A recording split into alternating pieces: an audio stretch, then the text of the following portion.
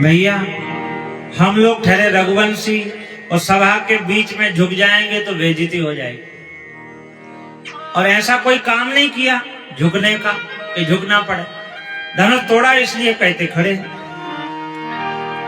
राम जी से बहुत प्रार्थना करी, एक राम जी नहीं झुकते, लखन मना करते हैं। एक सखी कहती एक काम है यदि लखन चाहे तो राम जी को झुका सकते हैं। कैसे? बोले पृथ्वी का अवतार, शेष का अवतार, थोड़ी धरती ऊपर नीचे कर दे तो काम बन जाए। जैसे आजकल मशीन होती ना, दूल्हा दुल्हन माला पहनाते ऊंचा नीचा कर देते ऑपरेटर के नहीं, तो लखन से कहा कि थोड़ा झुका दो। लखन बोले क्यों झुका दे, बदनामी करानी क्या? एक सखी कहती देखो तुम्हारे भैया का विवाह तो हो ही रहा है। लखन को प्रलोभन दिया कि राम जी का विवाह तो सीता जी से हो रहा है, यदि तुम अपने भैया को झुका दो तो हम तुम्हारी भी शादी करवा दो। लखन बोले पहले क्यों नहीं बताया, ये बात है? तब तो मेरे बाएं हाथ का काम है राम जी को झुकाना, देखना कैसे झुकते हैं, जब मैं इशारा करूं तब माला पहना दे। ठीक है। लखन ने राम जी को दंडवत किया, लंबा गिर गए डंडे के साथ। अच्छा, राम जी यह सोच रहे कि मैंने धनुष तोड़ा है, इस खुशी में लखन लाल मुझे प्रणाम कर रहे। लखन धीरे से देख, जब तक भैया झुकेंगे नहीं उठाने को तब तक मैं नहीं उठूंगा।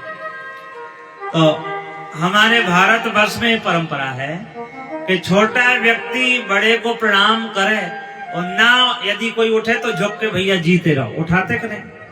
तो लखन ने तो कसम खा ली कि जब तक झुकेंगे नहीं तब तक, कहते मैं उठूंगा नहीं।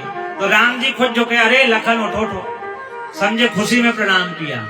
और जैसे राम जी लखन को उठाने को झुके तो लखन ने बाएं हाथ से इशारा कर दिया कि जैसे राम जी झुके मुझे उठाने, उसी समय माला।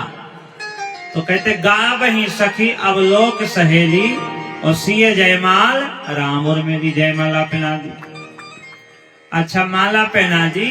उस समय राम जी भी झुक गए, लखन तो झुके ही थे, तो सखियों को मौका मिल गया। क्या कहती हैं कि पहले तो झुकते न थे उसी सन मुख रघुनाथ। पहले तो रघुनाथ जी से कहा था कि झुक जाओ तनक रघुवीर, लली मेरी छोटी है। राम जी नहीं झुक रहे थे, तो दूसरी सखी क्या कहती कि पहले तो झुकते न थे सिए सन मुख रघुनाथ, अब तो सिए दिशि बंधु दो झुके पड़े एक साथ। अब तो दोनों भाई जानकी जी के चरणों में झुक गए, गिर गए। लखन उठ के खड़े हो गए। मुझे क्या पता था कि बदनामी हो जाएगी, ऐसी बात है। लखन झट खड़े हो गए। तो इस प्रकार सिए जयमाल राम, ऐसा विवाह है। अच्छा, जब राम जी झुक नहीं रहे थे तो सखियों ने गाना शुरू किया। बोले ऐसे नहीं, तो गाने लगी कि सिए जयमाल राम और मेली। तो राम जी ने कहा सचमुच मत नहीं पहनाई। राम जी ने ऐसा झुक के देखा गले में, तब तक सिए जयमाल राम और मेली, ऐसी माला पहना दी। अनेक प्रकार के भाव हैं। अच्छा, जब राम जी को जनक नंदिनी ने माला पहना दी, सीता जी राम ने, उसी समय दम्भी और पाखंडी राजा बैठे। एक राजा कहता अरे तो सुकुमार हैं, युद्ध में पराजित करके जानकी जी को छीन के ले चलो। तरह तरह की बात है। लखन को गुस्सा आई, शस्त्र निकालने लगे। राम जी ने कहा ये क्या कर रहे हो? बोले भैया आपके विषय में, भाभी के विषय में कैसी कैसी बातें कहते हैं।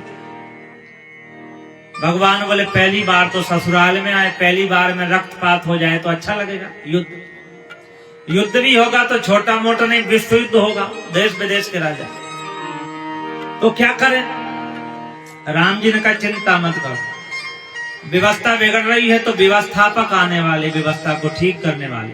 मतलब बोले परशुराम जी अभी आने वाले, जो बोल रहे हैं बोले साफ चुप हो जाएंगे। तो तुलसी बाबा लिख रहे हैं तेही अवसर सुनि सेवे धनु भंगा,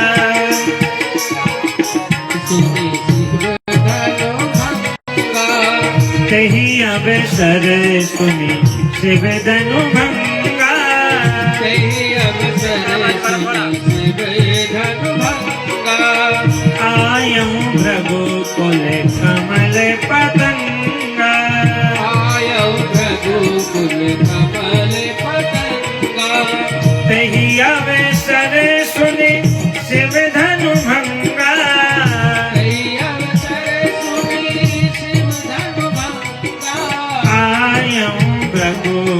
कमल पतंगा,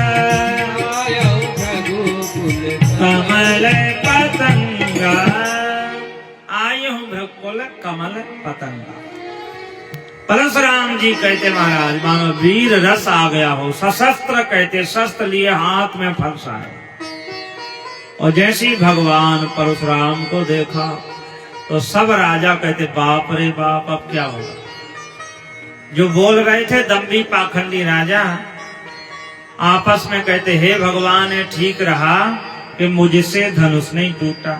दूसरे ने कहा क्यों, अभी तो बड़ी बड़ी डीगे हाँक रहे थे। बोले अच्छा रहा, भगवान जो करते अच्छा ही करते। यदि धनुष टूट जाता जानकी जी तो मिल जाती, इनसे कौन निपटता है। ये तो साक्षात काल के रूप में है, कहते इनसे कौन लग, हाथ में फंसा।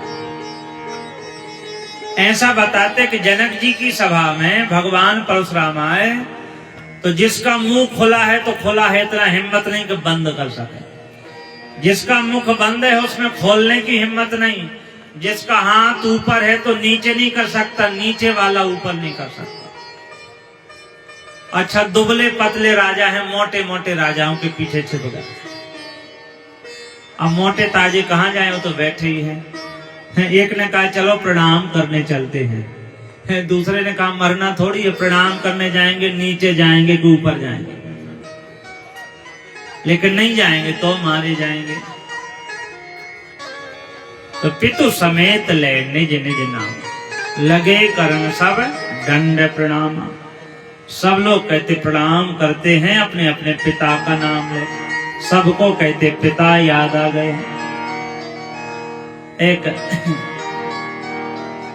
मिथिला के संत गाते कहते हैं सबको अपने अपने पिता आदा, क्या कहते हैं, अरे बाप रे बाप, अपने अपने पिता को याद करते हैं। और भृगुपति बिलोक सब भूप गए कांप रे बाप रे बाप, भृगुपति बिलोक सब भूप गए कांप रे बाप रे बाप, भृगुपति बिलोक सब भूप गए कांप।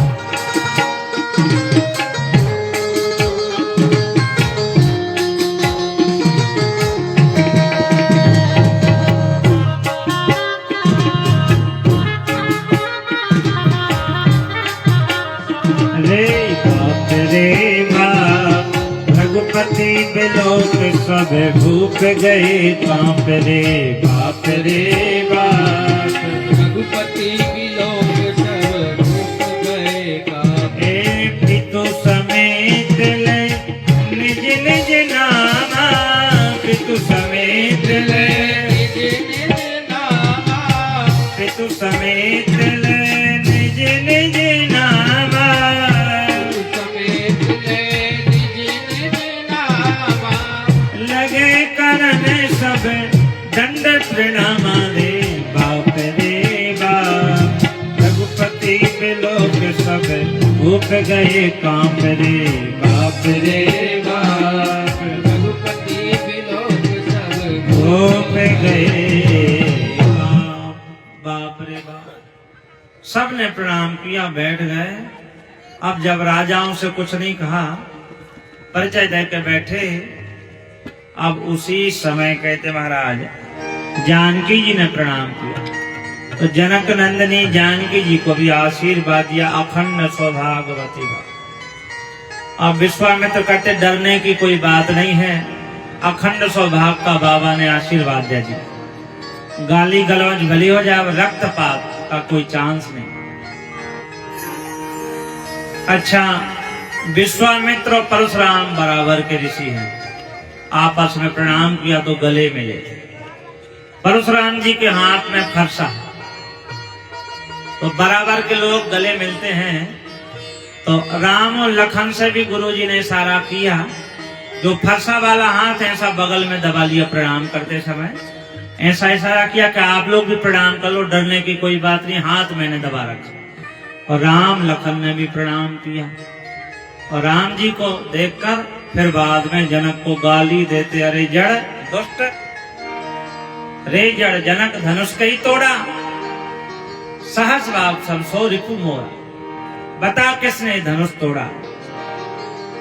जनक जी को मूढ़ कहा, मेरे इष्ट देव भगवान शंकर का धनुष तोड़ दिया। परशुराम जी राम जी को देखा। राम जी कौन है? बोले अखंड ब्रह्मांड है। और फिर खंड धनुष को तोड़ा। अखंड को देखने के बाद में खंडित धनुष की ओर देखे तो लखन से नहीं रहा गया। लखन जीवाचारी है। लखन लाल बोल पड़े, जीवाचारी की भूमिका निभाई। सुनत बचन फिरी अनत निहारे, देखे चाप खंड महिदारे।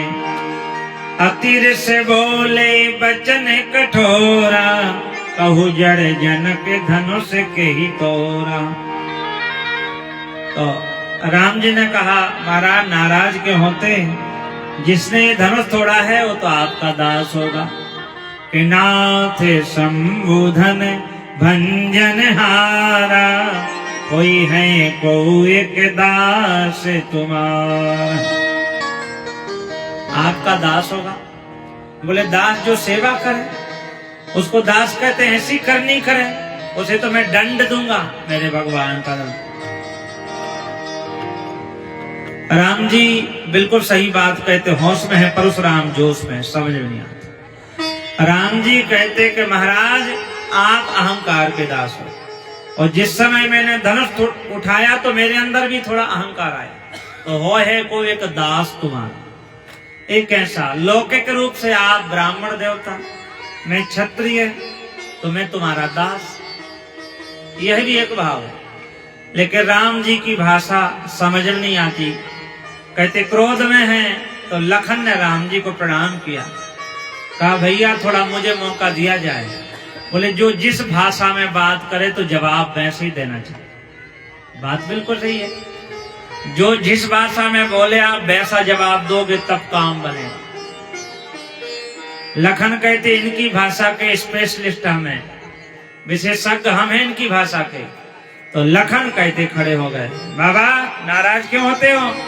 हम तो रघुवंशी राजकुमार हैं, क्षत्रिय वाला, हमारा तो काम है रोज धनुष को तोड़ना बनाना, बचपन से यही काम है। आपके मैंने तो बचपन में ऐसे ना जाने कितने धनुष तोड़े हैं। लखन क्या कहती, बहु धनु ही तो रील रे काई, बहु धनु ही तो रील रे काई। कबहु न असर से कीन गुसाई, कबहु न असर से गुसाई। अच्छा लखन कहते, लेकिन परशुराम जी को लखन की बात कहते समझ में नहीं आ रही। लखन ने क्या बचपन में परशुराम जी के धनुष तोड़े थे? एक कथा थी। बोले हाँ, जिस समय इन्होंने 21 बार क्षत्रियों से पृथ्वी को विहीन कर दिया, सहस्त्रबाहु को मार, तो राजाओं के धनुष मुकुट जीत जीत के एक पहाड़ बन गया। धरती मैया परेशान है। धरती माता ने कहा शेष जी से कि मैं इस भजन से परेशान हूं, आप एक काम करोगे, मेरे पुत्र बन जाओ, इन धनुषों को तोड़ दो। शेष भगवान धरती मैया के बालक बने, और धरती माता परशुराम जी के पास गई कि बाबा मेरा बालक है, इसको आप रख लो, मैं कहीं जा रही हूं। परशुराम जी ने बचपन में शेष अवतार लखन को बालक बने अपने आश्रम में रख लिया है। बाबा कोई काम से बाहर गए, इन्होंने सब धनुष तोड़ दिए जो थे राजा महाराजाओं के, लेकिन परशुराम नाराज नहीं हुए। वही बात कहते हैं कि बहु धनु ही तोरी लड़काई, और कबहु न असर से कीन गुसाई। कि महाराज उस समय तो आप नाराज नहीं हुए, मैंने कितने आपके धनुष तोड़े, लेकिन परशुराम जी जोश में है तो बात समझ में ही नहीं आ रही। और इसमें रघुनाथ जी का क्या दोष है? छुअत टूट रघुपति ना दोष। आप किस कारण से ऐसा रोष करते? रघुनाथ जी का कोई दोष नहीं है। तो परशुराम कहते, अरे बालक, तू मुझे जानता नहीं, मैं बाल ब्रह्मचारी क्रोधी हूं। लखन मन में सोचते कि ब्रह्मचारी इसलिए रह गए, तुम्हारे साथ कौन विवाह करे, गुस्सा करते हो, तो अपने आप को ब्रह्मचारी बोल रहे। तो कौशिक विश्वामित्र से कहते ही मर जाएगा, निश्चित है, अब्बा मरण हार भाषा से, लेकिन हो के आंखें नोटा मेरी नजरों से दूर करो। लखन बोले, मैं क्यों दूर हो जाऊं, आप अपनी आंख बंद कर लो, तुम्हें दिखाई नहीं पड़ूंगा। जब इतना हो गया कि अब तो युद्ध हो जाएगा, तो राम जी ने जाकर प्रणाम किया, महाराज आप संत हैं, ये बालक है, बर रही बालक एक स्वभाव, इन्हीं न संत विदूषक का।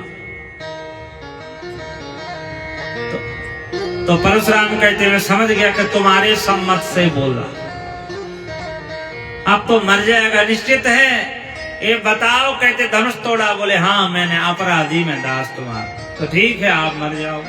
और जैसी परसा उठा के मारने लगे तो कहते उठा ही नहीं। विचार करते हैं, ये क्या हो रहा, मेरा परुष काम क्यों नहीं कर रहा है। तो लंबा प्रसंग है, इसका सार समझ लें कि परशुराम जी के हृदय में परिवर्तन कैसे हो गया। कहते राम जी के हृदय की ओर देखे तो भृगुलता का, भृगु जी का निशान है। आज भी भगवान का जो प्रतिमा आती है, भृगुलता बनी रहती है। जैसी देखा भृगुलता का निशान तो समझ गए। तो राम जी को नारायण कहा है, पहचान गए तभी तो। राम जी को रमापति क्यों कहा, पहचान गए कि नारायण है, भृगुलता का निशान। राम रमापति, राम जी को रमापति कहा मतलब नारायण, रमा माने लक्ष्मी। राम रमापति करे धन ले हो, राम रमापति करे धन ले हो, है जहूँ चाहते मिटे संदेह, है जहूँ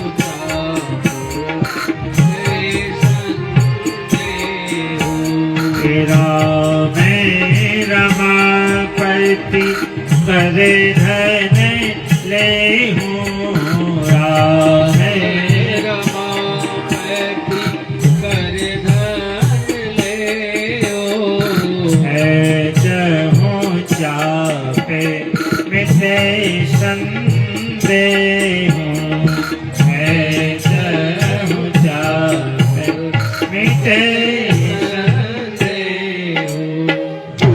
पहचान गए कि ये रमापति है, राम जी है। खेचो चाप मिटे संदेह, मेरा संदेह करते दूर हो जाएगा, ऐसा कहते प्रार्थना की। तो चमत्कार हो गया कि देत चापे को ही चले गए हो,